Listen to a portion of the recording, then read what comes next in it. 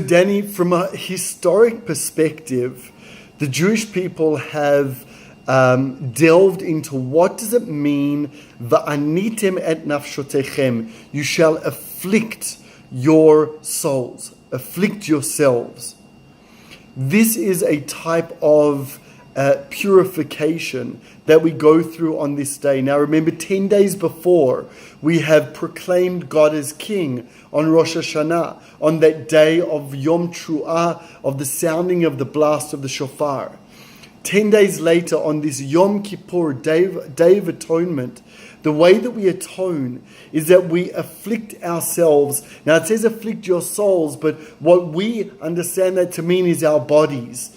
Because through this type of affliction, which we'll go into in a second, we are able to disconnect in a way from our souls and concentrate on what is important, which is our spirituality and our connection to God, to our Father in heaven. How do we do that as modern day Jews?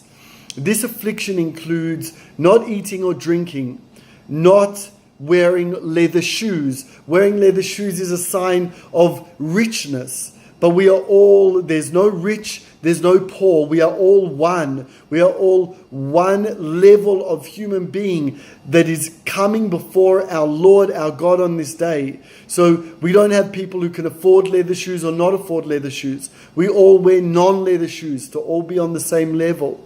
We do not wash for those 25 hours. We do not anoint ourselves with any oils or creams or anything like that. We do not have intimacy with our spouse. Anything that is very physical, we totally disconnect from, and we spend almost full 25 hours praying, begging God for forgiveness, and asking Him to take us back as His sons, as His daughters. We wear all white.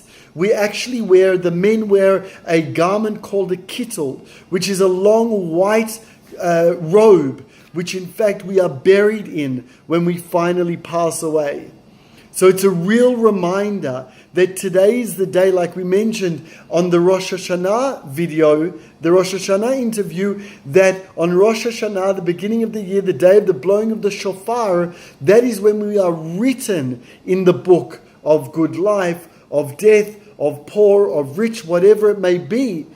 And on Yom Kippur, it is sealed. As the sun goes down on Yom Kippur, I've got shivers thinking about it.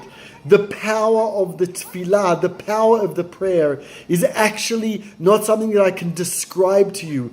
People who have been fasting from sundown the night before, 25 hours, busying themselves with nothing but prayer and connection to the Holy One, blessed be He. After 25 hours of no food, no drink, nothing, we sing and we dance and we blow the shofar out of celebration.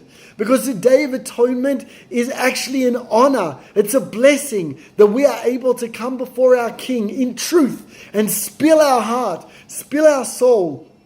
Like King David says, Tfilah le'ani ki ya'atof v'lifnei Hashem yishpoch sicho. As a poor man, I will shofech et haneshama shlei. I will throw out everything that is on my soul.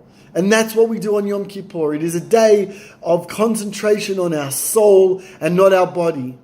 In fact, we believe that on Yom Kippur, we reach the level of angels. Angels are not worried about physicality.